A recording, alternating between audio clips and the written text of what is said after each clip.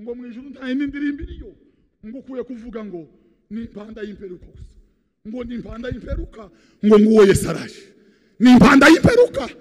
Haleluya! Balazifuwa bakristo mwe bakristo ngo bavuge ngo Yesu bamukingiranye. Yesu aba mu mutima waba hanze waba inyuma waba uryamye waba uri hehe. Haleluya! Yesu niyo mpamvu turirimba ngo Yesu ni wangu wa uzima wa milele. Yesu ni wanje nduwiwe nawe ni wanje aho ndi hose Yesu ni wanje. Malaika walioimba wachunga wakasekea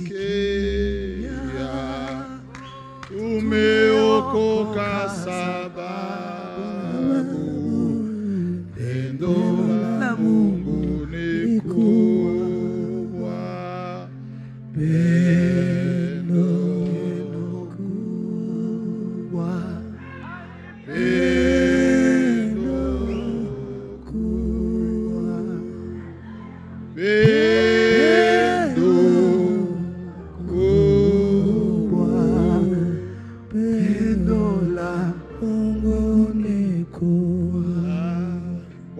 Hallelujah.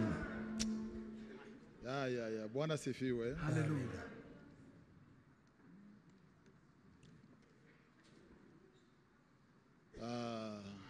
Bwana sifiwe. Hallelujah.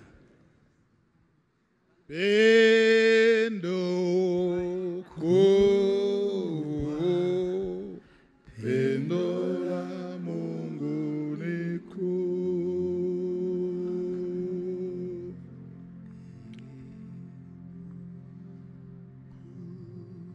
Ari ndirimbo 124 muri Yokovu ivuga ngo naona pendo kubwa muno. Arigitero kirimo kiya kivuga ngo hazina yako nipeleke kwa watu waliopotea wafahamishwe pendo kubwa ulilo nalo Mungu wangu. Bwana sifiwe. Hallelujah.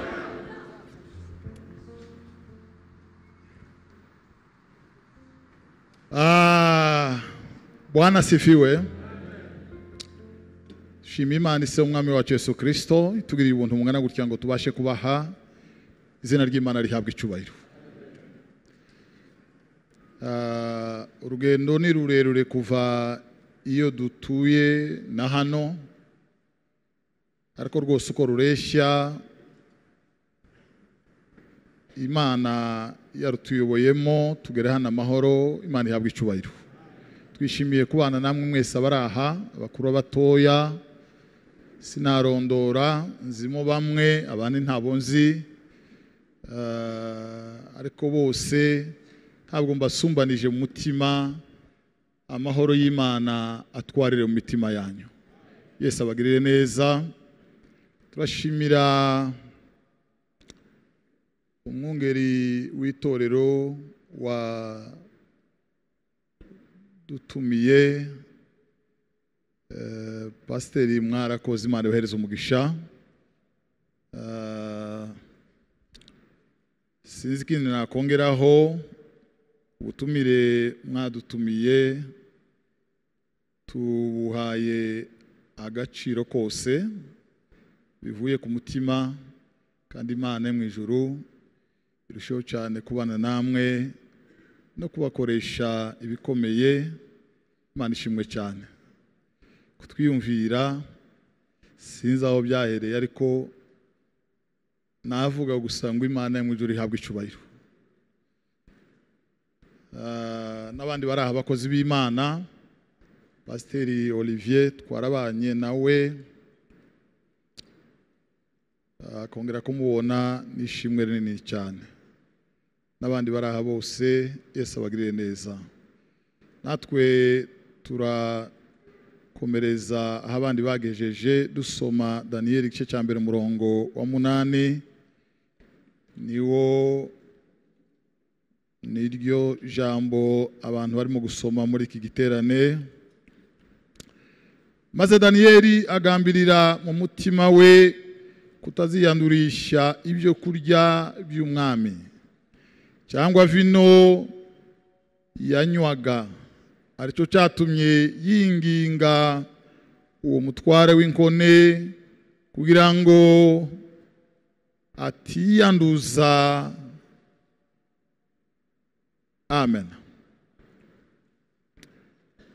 Mwami Imana, utwuzuza imbaraga z'umwuka wera n'umunezero, urabigirira za mbabazi uduhoranira, na rya bambe ryawe ridasubira inyuma.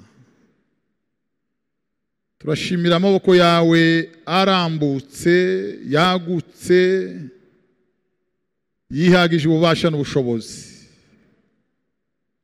Igitinyiro gukomera n'iby'Imana iri hejuru y'amajuru. Twiringiye wowe, twizera wowe. Aya masaha uganiriza imitima y'abantu baraha, bagira icyo bagabanye, natwe tugitange tugiheshejwe nawe. Twiringiye ko ubugingo bwose buteraniye aha bugabana bugakwirwa, kandi bikazabagirira umumaro kugeza aho uzozira. Ndagushimiye mu izina rya Yesu. Amen. Ntabwo nzi imvugo z'amahanga, niko kuri, bana kubeshana. Faransa ntaco nzi, Cyongereza ntaco nzi, Swahili noba nk'upima ariko kico muri Kongo cyaha muri Esti. Ururimi nza menya rwonyine n'urundimo mvuga. Mpamvu zituma ndazimenya nuko nize nabi. Nize uwa mbere n'uwa kabiri, nsimbira mu wa kane, ndawurangiza. Uwa gatanu mwiga nabi, sinawurangiza nja mu wa mbere, ndawurangiza. Uwa kabiri ndawusimba, mba ndarenze iriya hejuru. Ubwo nyine kugira ngo menye auxiliaire lettre na voire nazimenye vuba cyane. Icyo naringiye kuvuga, hari umuntu ubabaye ko mvuze ukondi, siko kuri. Ntabwo ndi umuhanda, ntukanankeke, tunahura ntukaruhe wikandagira. Niko kuri umuntu ye nkunda kuvuga ikindi ku mutima ukuri kundimo. Ngishikaha nasomye akanda ahangaha kariya kumweru kariya, numva ngiye nko kukamenya. Mugabo mwera byo ndazi Igifaransa, ariko ngiyo bamuvuza azayumva. Nagasomye numva ngiye nko kukumva. Mutima urambwira nti uremere hariya niko kwiza. Ndavuga nti ndaremera hariya bukeya niko bizabimera. Ndashimira abasore bafashe umutwe w'ijambo mwiza wumvikana. Imana ibahereze umugisha.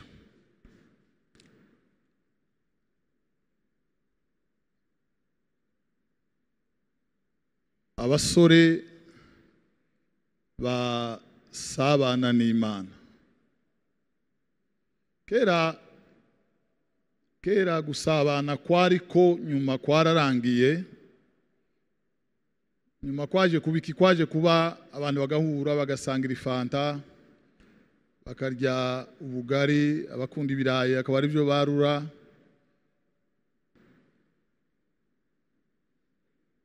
Tugahurira ahandi, umuntu agasaba koka, bakayihuza na citro hejuru zigakocora ngo ku buzima bwanyu. Abantu baguma nko kubyita ubusabane, ariko ntabwo ari ubusabane. Ubusabane birenze kuba ibyo. Ubusabane n'ukwegerana n'undi ugasangira nawe imibabaro ye, ugasangira nawe agahinda ke, ugasangira nawe amakuba ye, ugasangira nawe iminsi asigaje yo kurira mukarira na mwese, igitambaro cya mbere cyatoha ciwe cyawe kigatoha, mukivanganamo, mukegerana, mukikoreranira imitwaro, nibwo busabane. Busabane ntabwo ari ugura muri restaurant ngo tuye kurya, kuriya no kuja n'ukwinezereza, ntabwo ari busabane.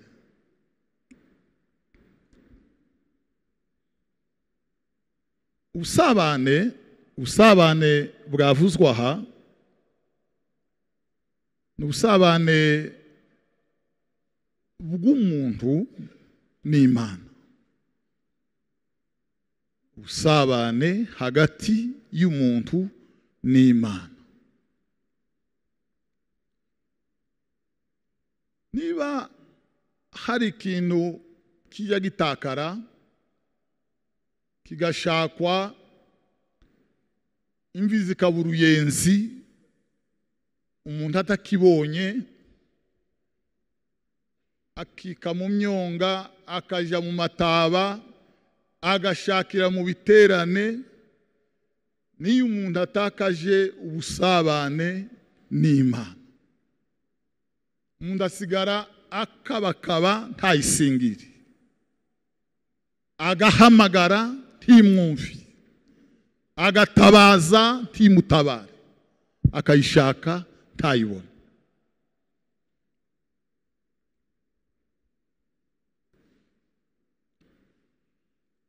Imana, Bwana sifiwe, iri hose ariko izitakara, iri hose ariko izitakara.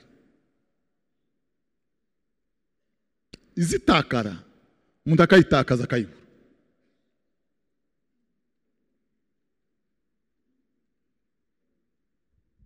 Buriya turavugana gatoya kandi tugiye gusenga. Buriya ibyo mwita intambara za Satani, kurwaza abana, ni imirindi ya Satani, ariko Satani ibitaje neza. Umuntu ukena kugeraho imbuga zose zimwiga, ufite igihumbi agashiraho, ntabwo Satani biraza neza. Ibiri mu mahanga, mu yandi magambo muri mukumva birabera muri za Ukraine, hari ibyuma by'integuza bihita inzogera, zihita zisakuza mu gatondo kare kare, abantu bose bagahita baja mu myobo muri za metero, mu yandi masaha make cyane ibisasu biraba bigesanga. No kuvuga ngo rero utwo ni inzogera,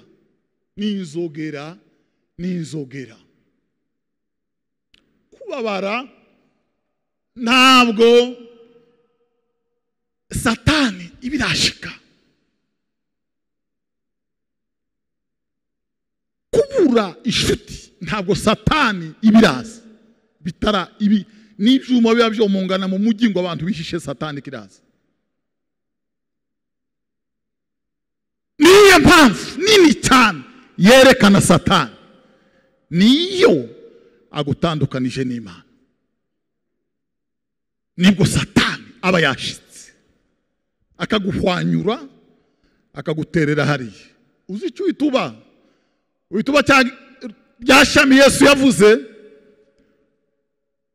ngo ikirikwiriye ngo ni ukurihwanyura, ngo bakarita hasi rigacibwa, abatoraguzi bakarijana rikaja gukomezwa.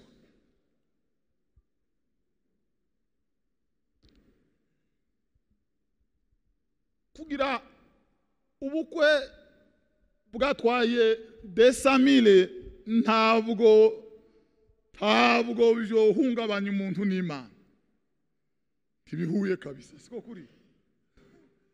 Kwambara ipantaro yari gatoboka kaburi windura ntabwo byohungabanya umuntu n'Imana.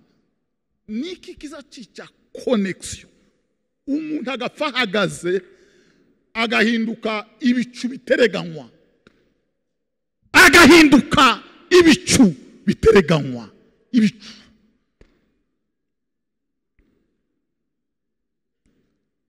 Satani niki ibishaka ngo ihendahenda umuntu. Niruha ikugeze ku cyaha.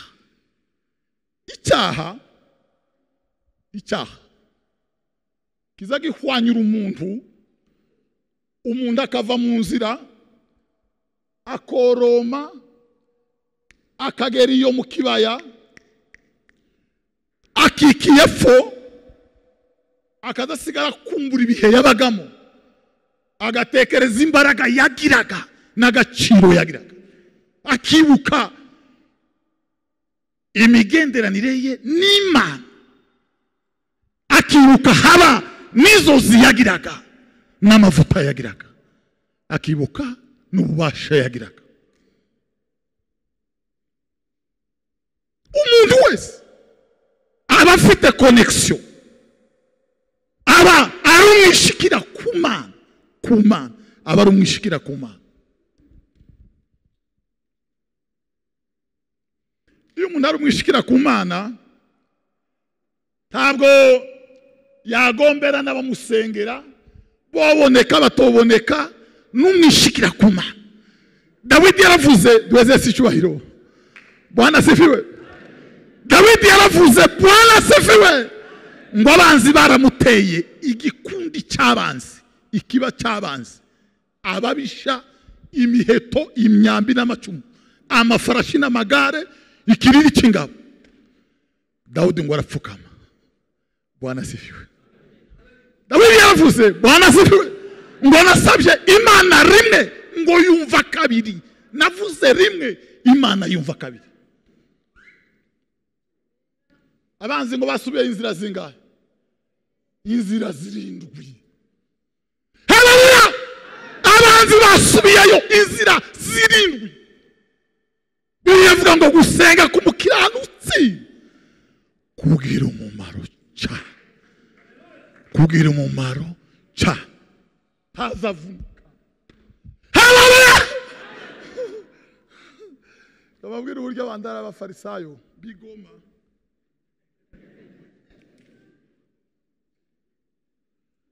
Aje gusenga nijoro, quartier yose ikamenya icyahasengera.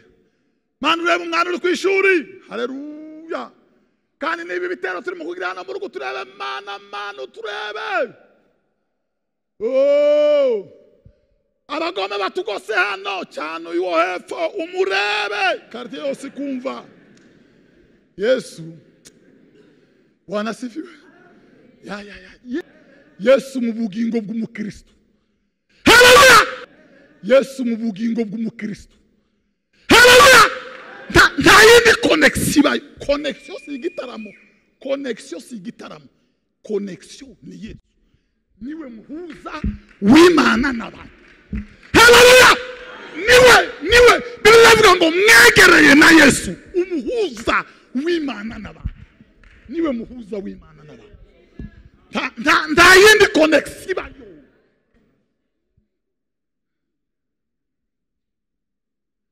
Kama kuimba na shetani yanaimba, wala kuimba sio njia ya uzima, na kwambia usijivune. Natangaza mulango, natangaza mulango wa uzimani Yesu. Haleluya! Yesu niwe muhuza w'Imana n'abantu. Niwe. Haleluya! Birabwa ngo kuko nta muntu wigeze kumenya Imana, ntawe wigeze kumenya Imana. Umwana w'ikinaguri mu gituza cyase niwe wayimenyekanisha. Yazanye Imana, azana abantu, aratunga. Haleluya! Yatungiye he n'Imana? Yatungiye ku musaraba. Yirehereza amahanga yose, yirehereza indimi n'amoko n'imiryango. Bega connection yindi ni Yesu mu muntu. Hari warimbye avuga ngo Uwiteka umucamanza iyo mbonyeho amaraso. Haleluya! Nta kindi gituma nemerwa n'Imana, nta kindi bavandimwe, nta kindi gituma nemerwa n'Imana. Ni Yesu mu bugingo, ni Yesu mu bugingo. Babwira akantu gatoya, namwe buriya turi abafarisayo, buriya nugira amafunga abantu bakayamenya, ikizoba gisigaye ni ngo kwambara ihuzu iriho ibifashe, imyanda izoba yabaye, uzohita urya agatimbo uyimare. Ufite abantu muramusura mu wiwe ngo we ntazarya kuwa kabiri, akanga kurya. Muraho mutahana amakuru ngo we ntazarya kuwa kabiri. Izo ni indyarya. Habayo fuite information y'amakuru yuko uzufunga ni ikinyoma. Ibyo nibyo abapagani ni indyarya. Ntabandi bazabibwira bene ibyo. Yesu yaravuze ngo mweho nimujya gukwifungira. Haleluya! Mweho nimujya gusenga ngo muzamugira gute? Muje ahiherereye. Ngo ntabandi bazabaza habona ni indyarya n'abapagani nibo bazabakora bene ibyo.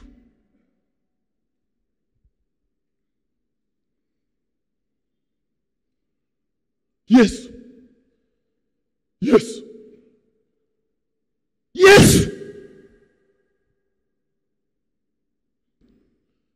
ni inshuti.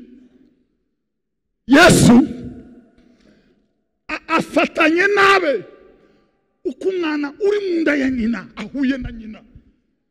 Umunyonyo uri mu mwana unyunyuza amaraso ya nyina akiyumva. Umwana agakurira mu nda akagira amezi 9. Ari muzima akavamo afite amaguru agahitarira.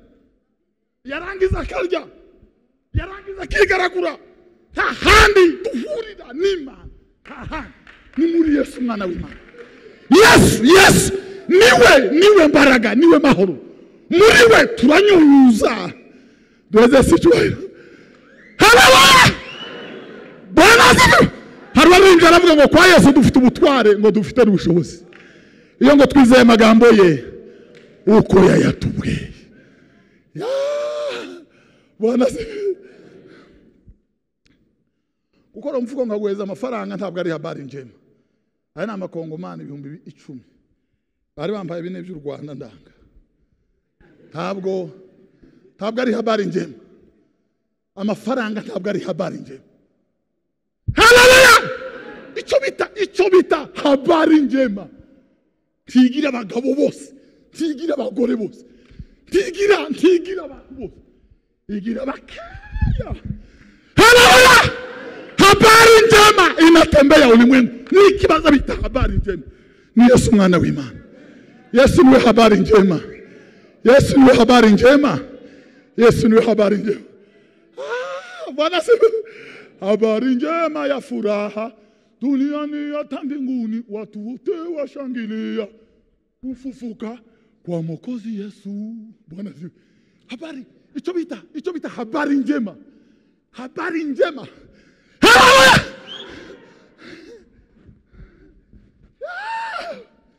Habari njema, habari inkuru nziza ya mahoro. Inkuru nziza ya mahoro. Yesu mwana w'Imana.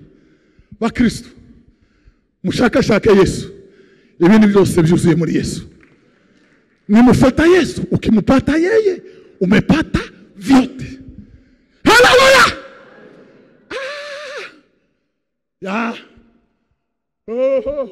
Bwana asifiwe. Ukimpata yeye umepata vyote. Yesu niwe muhuza w'Imana n'abantu. Bibiliya avuga mu gitabo cya Yohana 12 ngo abagira iki bashaka kureba Yesu, ngo baraza babwira Yesu ngo abagira iki baragushaka. Aravuga ngo niki gituma bashaka umwana w'umuntu wataragera, ngo niyamara kumanikwa ngo nibwo azirehereza amahanga yose. Yesu ngo amara kubambwa yirehereza amahanga yose. Niye connection y'abasore cyangwa y'abakristo nuko mu mutima wawe Bibiliya ivuga ngo niba nta imitima yacu iducira urubanza ngo turatinyuka kuza imbere y'amaso y'Imana. Niba imitima iboneye tacyatubuza guhura n'Imana. Bibiliya ivuga ngo hahirwa ab'imitima iboneye kuko bazabona Imana. Kuko bazabona Imana. Kuko bazabona Imana. Kuko bazabona Imana. Heri wenye moyo safi. Heri wenye moyo safi. Heri wenye moyo safi. Heri wenye moyo safi. Bwana sifiwe. Bwana sifiwe. Nigeze babwira hano umugabo umwe yawe n'abasirikare ba Mobutu batizana hano byose ufite. Ahita akora umufuka azana amafaranga yose. Mwakire yo. Baramutomboke ngo arangize aragenda nta yande bito ngo ageririya ngo yibuka ko hariho duke yari yashize muri mufuko.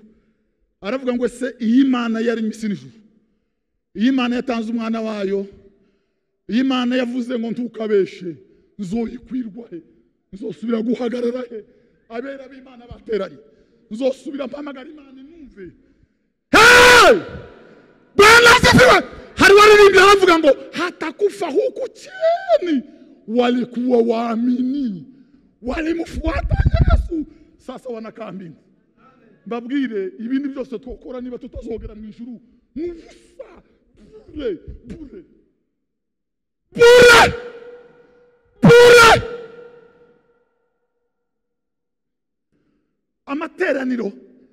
Amateraniro nayo niriba ryo kogereza nk'umugeni wa Kristo, niriba ryo kumesera mu mwanda w'umutima ngo nidusohoka byuzure ngo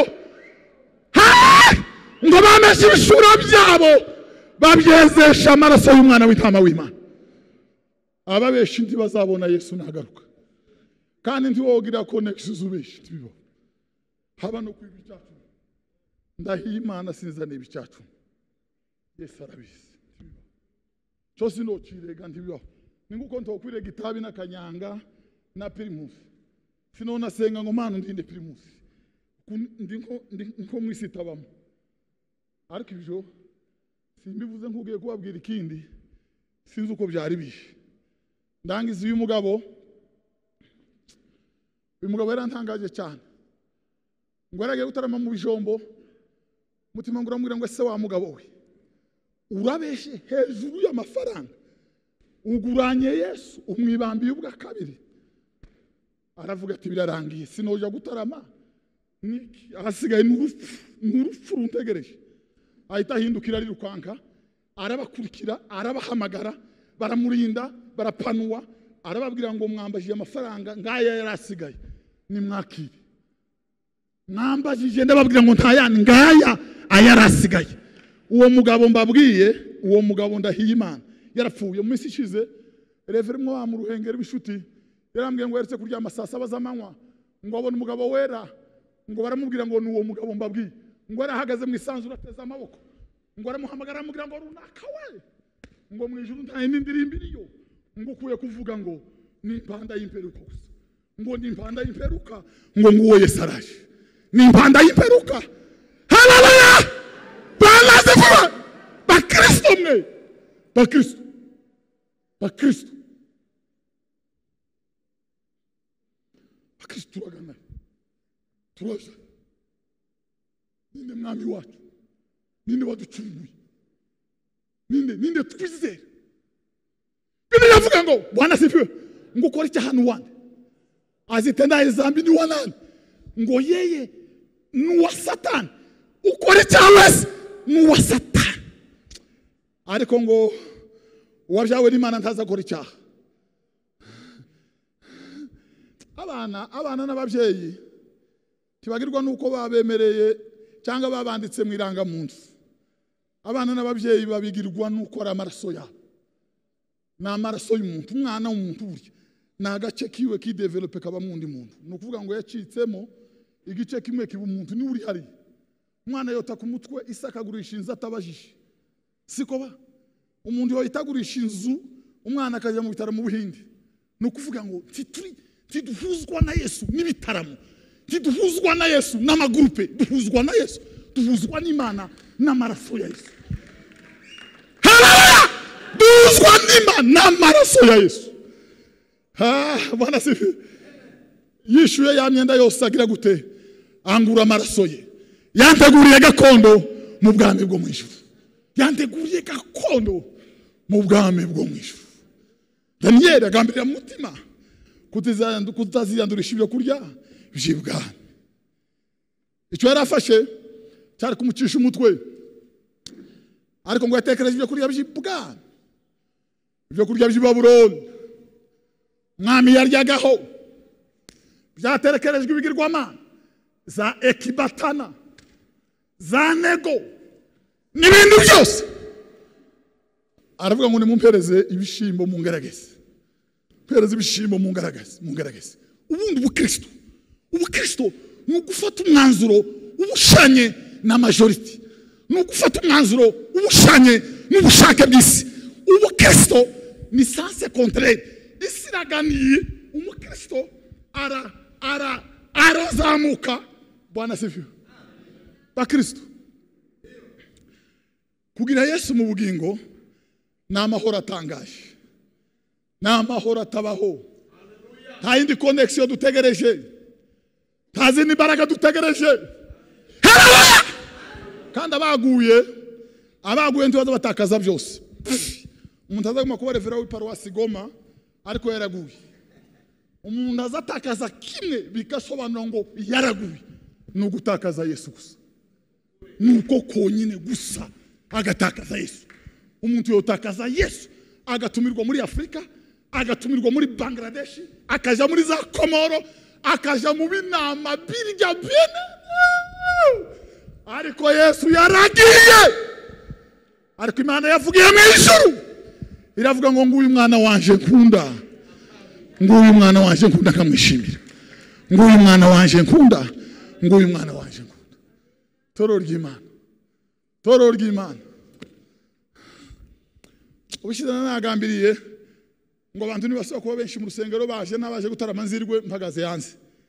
No nabivuga abakristo kamatomboka ngo pastor uko ngo nuko ipunguza kuyeshima abandi. None se Yesu niki cyo tumanda haguruka? Niba abandi baza bahaguruka ko ntarwaye, haba n'umutwe, haba na gripe, niki cyo tuma ibo bazi ngo iyo bakize ngo Yesu abari hano, abari hanze, no kuvuga ngo borunguruka amadirisha bakagira icyo bagabanye kivuye kuri Yesu. Yesu ndibaza bakingidirisha ngo bavuge ngo Yesu bamukingiranye. Yesu aba mu mutima waba hanze, waba inyuma, waba uryamye, waba uri hehe. Haleluya. Yesu niyo mpamvu turirimba ngo Yesu ni wangu wa uzima wa milele. Yesu ni wanje, nduwiwe nawe ni wanje. Aho ndi hose Yesu ni wanje. Aho ndi hose Yesu ni wanje. Bakristo, Yesu ashakirwa. Yesu ndashakirwa mu giterane. Yesu ashakirwa he?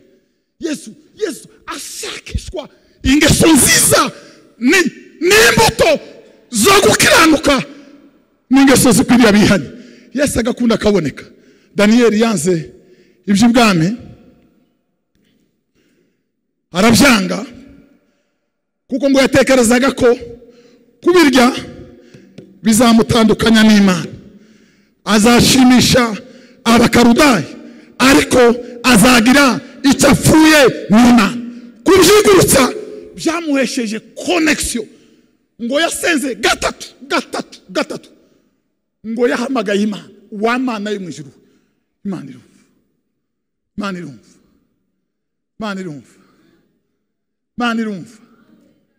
Imana iziba iminwa y'intare. Imana iziba iminwa y'intare. Imana iziba iminwa y'intare. Umwami arivura. Mu gitondo arahamagara ngo Daniel mugabo kundwa, aho Imana yawukorera yabashije kugukiza. Aravuga ngo kuko ntacyo mpfa nawe Nyagasani, kandi ntacyo mpfa. Haleluya. Ntacyo mpfa n'Imana yo mu ijuru. Baraziva. Bakristo ni bande bohagarara bakavuga ngo ntacyo mpfa nawe Mana, ntacyo mpfa nawe Mana. muri famiye, mu rugo, mu itorero, mu mibereho, ntacyo mpfa nawe Mana.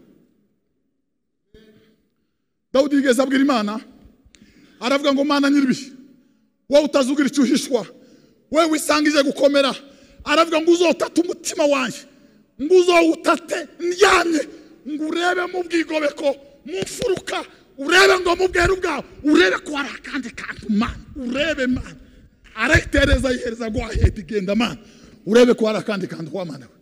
Imana irahebura, Imana irahebura. Cyo cyatumye Imana imukangurira amubwira ngo kuko wankuza akaramata Dawidi, ngo nicyo nzagukiriza, ngo zatanga ubugingo bw'abantu 1000 bazapfa bakuzira Dawidi we. Ariko Mana yaje we, cyo gituma abanzi bagaza batera Dawidi ibihumbi n'ibihumbagiza de milliers de quoi ngo bakagota Dawidi ngo akabanza akajya ku bidari. Bwana sibi ngo akabanza kuwitsa kuri witsemba, yagira amarebe na shigiyonoti, ngo Imana ikaza umunsi umwe yavuze ingezi 8, yaramanutse iravuga, iramanuka iravuga, iramanuka iravuga, iramanuka iravuga, iramanuka iravuga. Bibiri iravuga ngo nkunda bakunda, haleluya, abashakana umwete bazagira gute? Bazambona.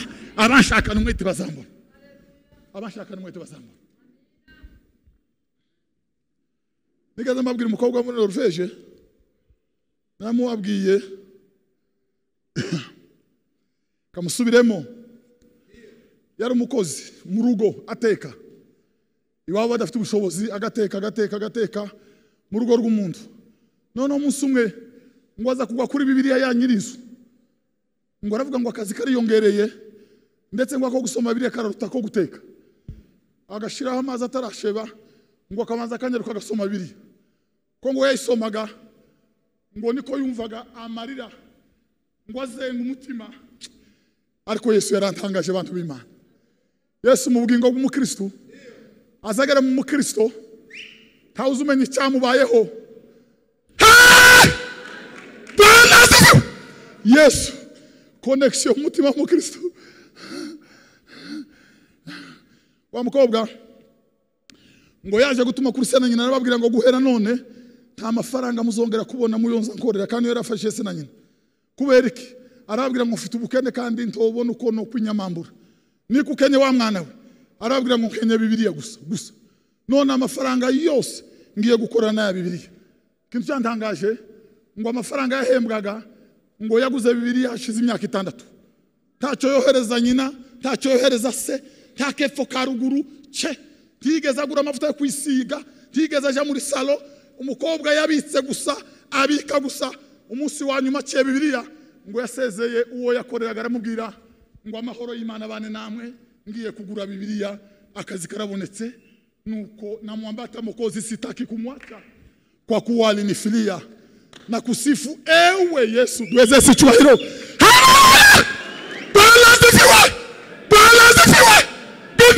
Bibiliya ijambo ry'Imana, ijambo ry'Imana, ijambo ry'Imana. Ya wa mukobwa ngo yakoresheje ibyumweru 2, iminsi 14, ngo akagenda sizeri, ngo yanga gukora muri amafaranga kuko yatekereza ko nayakura amayetike atagiciye Bibiliya. Ngo yagenze urugenzi rw'iminsi 14, umunsi wa 14 ngo ataha ku muntu wazicuruzaga, ngo aramubwira ngo wihangane, iyanyuma ngo barayijanye, iyanyuma ngo barayijanye. Wa mukobwa ngo yararize, ngo arirana ishavu.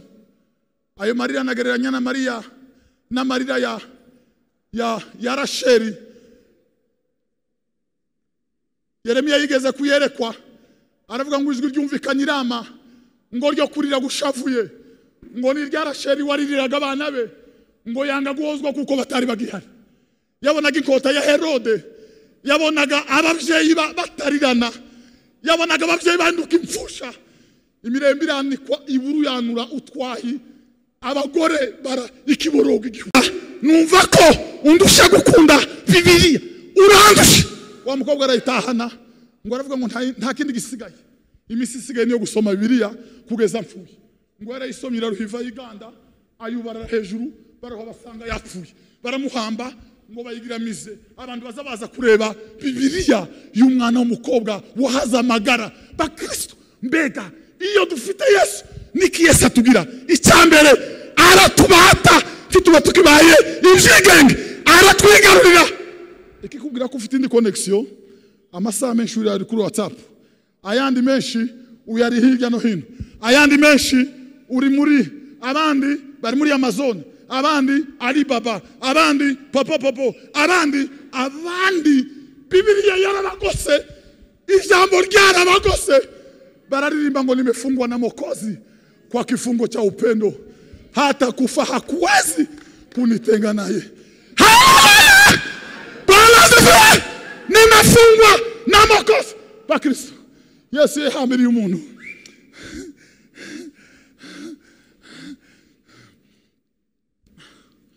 Mugabo mwera tubwiye ngo umugabo mwe agazazana indaya ngo akimura umugore wiwe, ngo akararana n'indaya, ngo umugore ngo arihangane, ngo amara tubaza ngo ese ninde mundi wobyihanganira mu giterane zamura ikiganza. Bwana sifiwe. Nabwo ntiro byihanganira cyane, haba nubwo yozana ijana. Ndahimana yampamagaye, nimefungwa na Mwokozi kwa kifungo cha upendo. Yesu yahambiriye umutima takanya ko gukebya umusaya. Dawidi yaravuze ngo mana ngukebukisha amaso yanje ngo ye kurora kubitagira. Haleluya! Duweze sichuhiro. Bwana sifiwe. Mana ngukebukisha amaso yanje.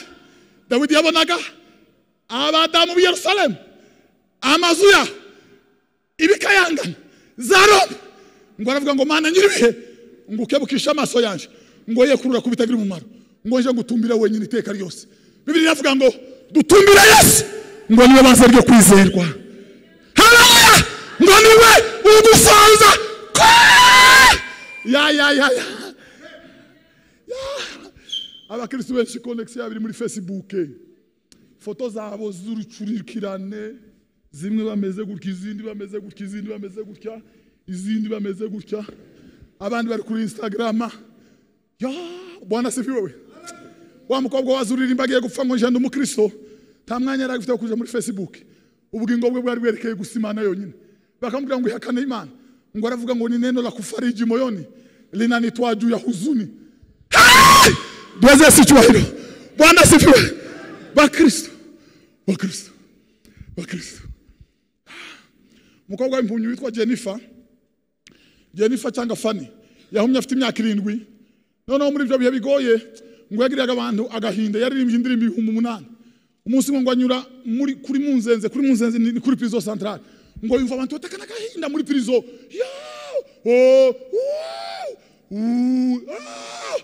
Ngo yumvagiza agahinda ararira atazababona, ngo ahita himba indirimbo ya 38 aravuga ngo ntumpite umukiza ngo mvuko nganya ngo ugenderera abandi.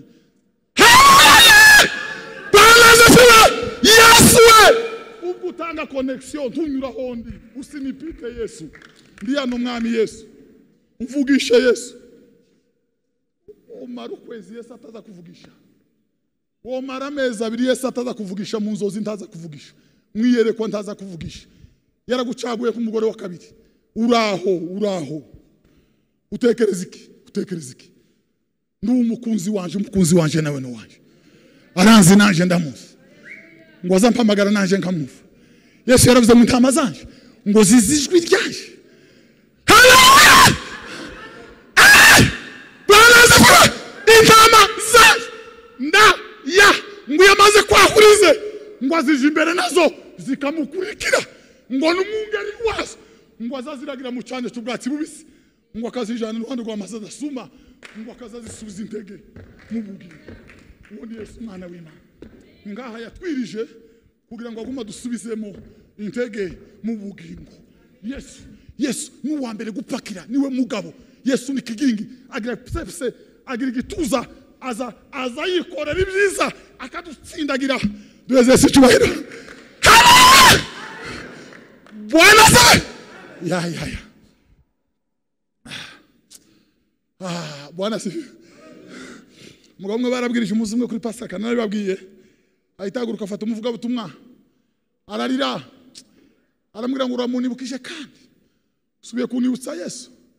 hari abantu batazabumvira Yesu Kigali, hari abantu batazabumvira Yesu mu mavila no mu mahoteli mu maresitora, hari abantu batazabumvira Yesu muri Grand Lake, tubazabumvira muri Amerika, muri Etazini, za Colorado, za New Hampshire, efo za tatata, bazabumvira Yesu Nyabihanga. Yesu ava amaraso, Yesu avirirana, Yesu bazabumva Yesu bari Karivari, bagatakawe ngo abantu batihana bongeye kumubamba we n'umuruho munini mubabaza iteka, akavuga ngo umwami Yesu nanje wombabarira Yesu. Ushize nababwiye umugabo ugira amafungo aza asenga iminsi 21 atarya atanywa, yarambwiye ngo ari masengesho ngo abone umuntu wera ngo araza ngo aramubwira ngo uziyandirimba isumba izindi zose, ngo aravuga ngo ntayo nzi, ngo ese ntuziyandirimbo isumba izindi zose, ngo aramubwira ngo ntayo nzi, ngo aramubwira ngo izindi zose ngo ziva mu isi ngo zija mu ijuru ku Mana, ngo imwe yonyine ngo niziva mu ijuru ngo ikamanuka ikagera mu isi, ngo aramubaza ngo databuja mbwira iyo ndirimbo yonyine iziva mu ijuru iza mu isi, ngo aramubwira ngo ni yindi ivuga ngo aracezesha amaraso Yesu, aracezesha amaraso. Genda umwe kubita imbere vuga yuko wamubabaje, kukubwira ko uzoja muri Amerika si binini cyane, ariko ngo ufite inkuru. Yesu arakiza, Yesu arakiza, Yesu arakiza, Yesu arakiza, Yesu arakiza, Yesu arakiza babandi ruharwa, Yesu arakiza abanyabyaha, Yesu arabakiza akabeza akabahindura ishanga ryejejwe ubwoko bw'abami n'abatambyi.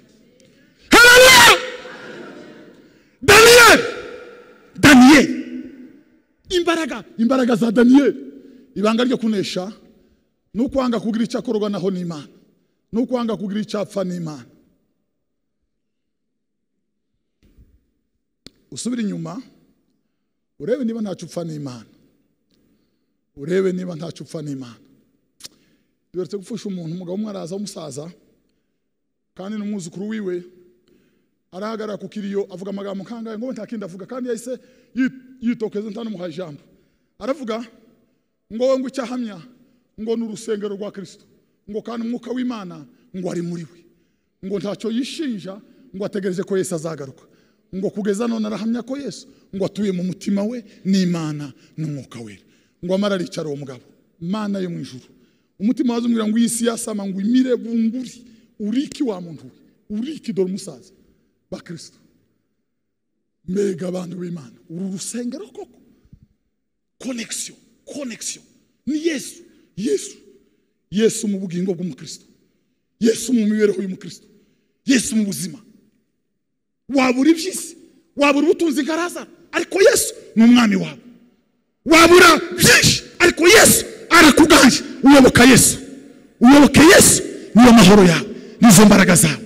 Mumwizere, niwe byose. Abamwizera bafite ubugingo buhoraho. Yaravuze ngo nawe azabazura ku munsi w'imperuka. Yesu azabazura abantu b'Imana, Yesu azabazura. Yesu yabwiye igitaramo n'umukutano munini urutuyo warimo ibihumbi n'ibihumbagiza. Arabitegereza abona bagenzwa na kawunga, arimanyura, ariyasa, arababwira ngo nimwende murye umubiri waje. Arikamura amaraso, arababwira ngo nimwakire munywe amaraso yanje, ngo kuko urya umubiri waje ngo akanywa amaraso yanje ngo afite ubugingo buhoraho muri we. Ngiyo connection n'amaraso ya Yesu mu muntu. Paulo yaravuze ngo none mfata ingingo za Kristo nzigire gute pastor, ngo none mfata ingingo za Kristo zivanga n'izamaraya we. Aravuga ngo kibikane izi ngingo ni za Kristo, akagahero kunaka Kristo, haba n'inzarukwe kuzica ni za Kristo, uruhangano rwa Kristo. Paulo aravuga ngo none mfata ingingo za Kristo zivanga n'izamaraya we. Aravuga ngo tubikane hawe. Torero ry'Imana, anteni izamura connection n'umubiri n'amaraso bya Yesu mu muntu. Umuntu ntazozuka kubera ko muhambye rusorori, ntazozuka kubera ko asize abantu 18, ntazozuka kubera ko yari Verigoma, azozuka kuko yafanya amaraso ya Yesu ahambana umubiri we. Yesu azohamagara umubiri we, Yesu azohamagara amaraso ye.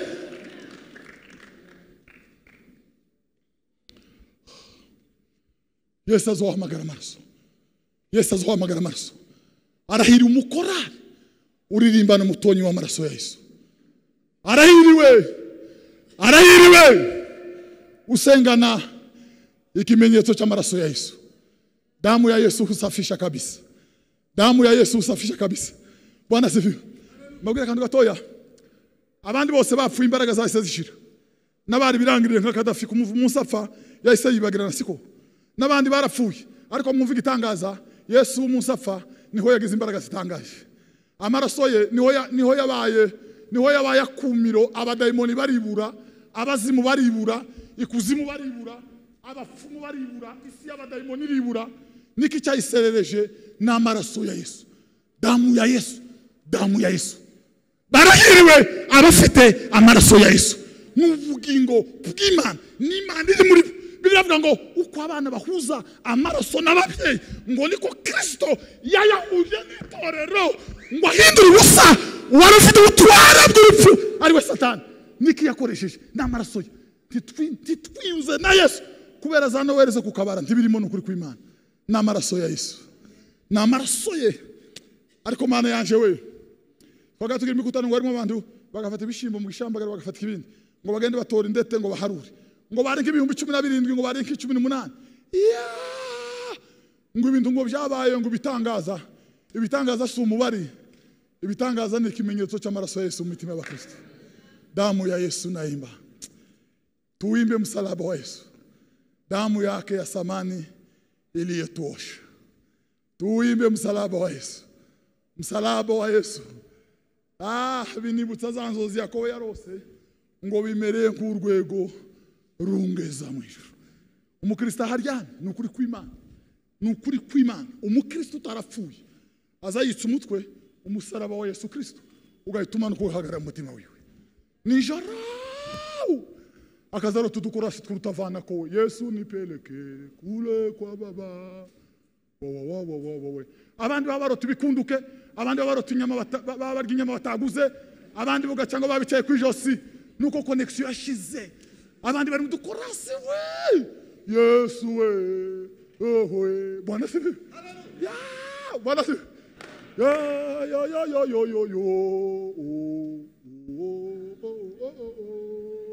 Bwana sifi. Nabwiye Yosefu agiye gupfa.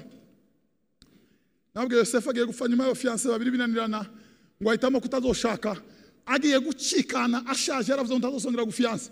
Agiye gucikana ngo Imana irazira mubwira ngo utazopfana gahinda Yosefu ngo nta mwana wasize kwisi ngo reka nkuraga umwana w'umuhungu ngo mu mibabaro yawe ngo isiza izibuka n'umwana wawe. Yosefu agiye gucikana ngo Imana imuha indirimbo ya 75 hano mu gushimisha yayindi zivuga ngo kela mi fidere. Bwaze sichwairo. Haleluya. Ni Yesu twagirawe. Imaze ka Yesu wa. Tayindi bahowe. Tayindi connection bahowe. Ariko Mana yanje we uri. Ndagira ngo mbwira abantu bose baza basaba ngo bazosengerwe uwo si umwuka w'Imana. Abandi bose baza basaba ngo amatora bazotorwe kampani yo si Imana. Yesu arahagije ubugingo. Yesu ni furaha yangu.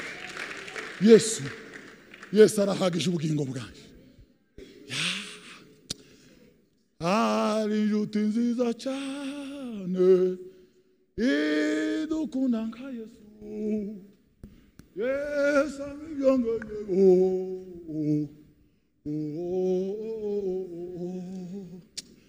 Yesu niwe nshuti nziza izahorana natwe. Yesu connection yitwa Yesu. Umuntu azayigira no muri prison akayigira na rusororo aryamye hariya. Umunsi Yesu azoza azomena ari amasima, azotagaranya, amabeta zo mu bisa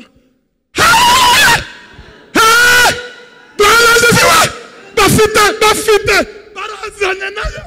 baraziranye na Yesu Bibiliya avuga ngo mbona imva zabera zirangara ngo bapfuye barazuka inyanja zigarura abapfuye bo muri zo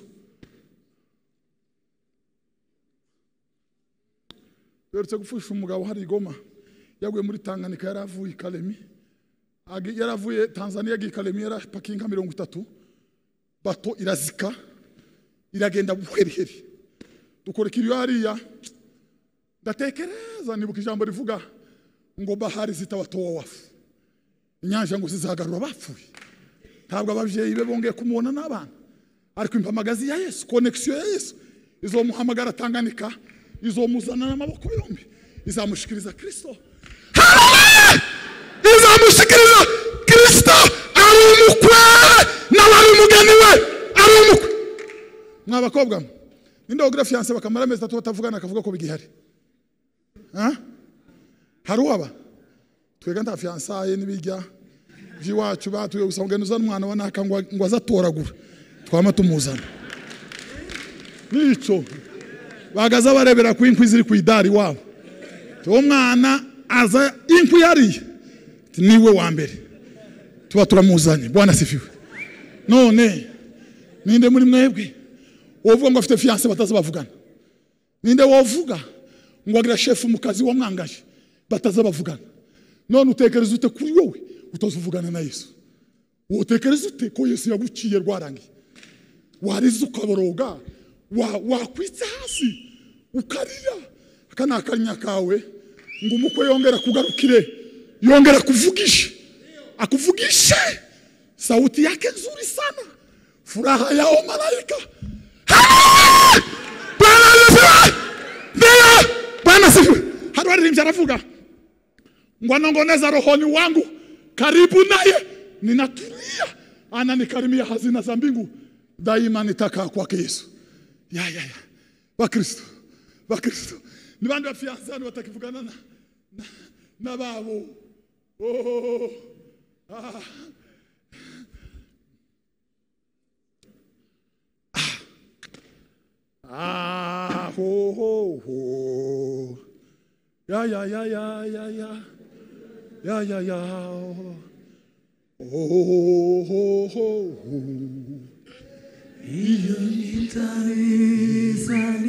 Bwana sifiwe Yesu Kristo mumva Bibiliya avuga ngo Imana yohereje malaika wayo ni w'imbaraga w'itangaza ngo akashika lile jiwe mulangoni pa kaburi ngo afata ryabuye ngo ryari twikira imva ngo araribirandura mu gifaransa bazaruvuga ngo yari kubise un coup mortel c'est un coup qui cause des dégâts mvuga ngo ni coup ikreya madanje ngo yakubise ibuye ritembaga rikizamuka aho kumanuka ngo rihagarara hejuru riratuza riraceceka ngo kwa sauti kubwa ngo akamwita akasema Yesu mwana wa Mungu ngo toka humo baba yako anakuita ngo ahera kwa zuka na paradizo yawe twiringiye kuzabona Yesu aje kujana umugeni wa mwemeye baraziranye n'uwiwe bazabavugana mu mafu ya ni munsi bazavugana mu rukerera bazavugana mu gitondo bazavugana bari ku kazi bazavugana muri bisi bazabavugana mu ndege bazabavugana ku iporo bazabavugana kuri douane bazabavugana ari ku kazi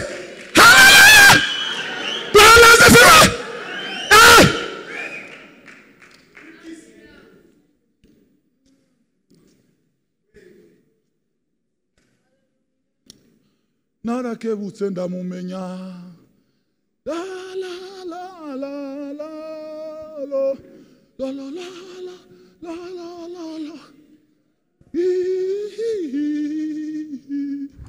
Bwana sifiwe ariko Yesu Bwana sifiwe Yesu nabiwe arabazi baramuzi baraziranye azavuga bagahita bumva ko ari Yesu umwana w'Imana nawe bazavuga Yesu akabumva bega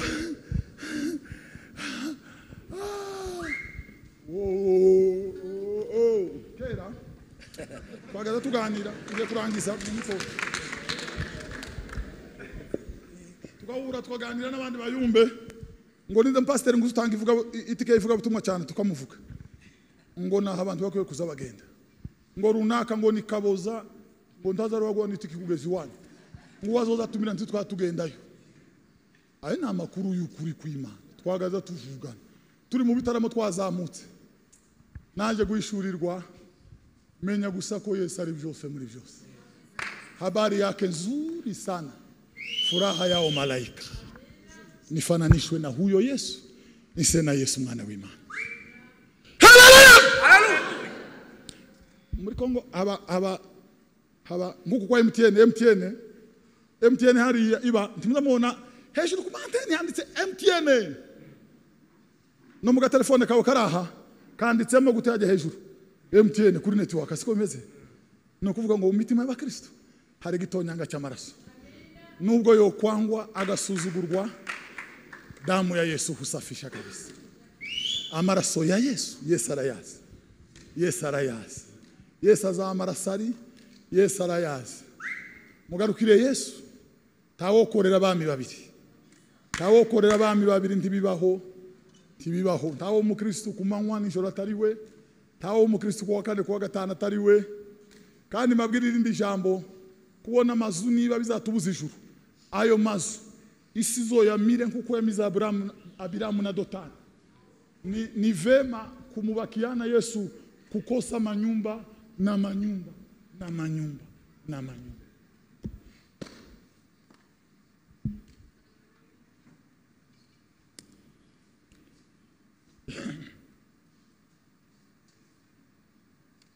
Bwana sifiwe.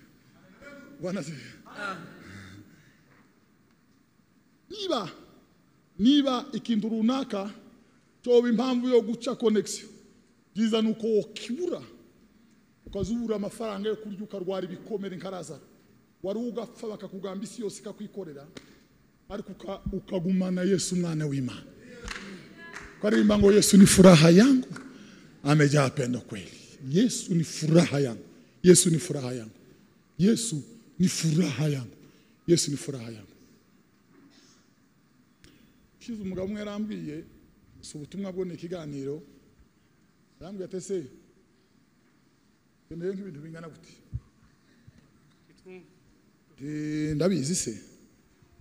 Noneho arambwiye atese akantu kogira gutya ko twari bingana gute, ndamubwira ngo amara abantu barimo na madame bari bamaze ako uzumera gute wowe. Umuntu yo kubaza ntiwama uvuga ngo wamuvuga ya dutegereje ko Yesu azaza kwima ingoma. 10,000 ntacyo bivuze no gutakaza Yesu mwana w'Imana. Nakaga gukurubuka Yesu yarakwigezemo ugapfuhagaza ntibikabeho umuntu yopfa mbere. Yesu ni furaha yangu, Yesu ni mboni ngenderaho. Yesu bakristo mushake Yesu niwe muhuza w'Imana n'abantu. Biravuga ngo abafite uwo mwana ngo nibo bagize gute, ngo bafite ubugingo buhoraho. Abafite uwo mwana aliye na mwana na uzima wa milele. Uwo mwana niwe muhuza w'Imana n'abantu. Ahagaze mu mutima agakubita umutwe ku Mana, akubita umutwe ku Mana agahagarara mu mitima y'abakristo. Yesu rero niwe mbaraga z'abakristo. Tunajivunia nani? Tunajivunia Yesu. Tunajivunia nani? Tunajivunia Yesu.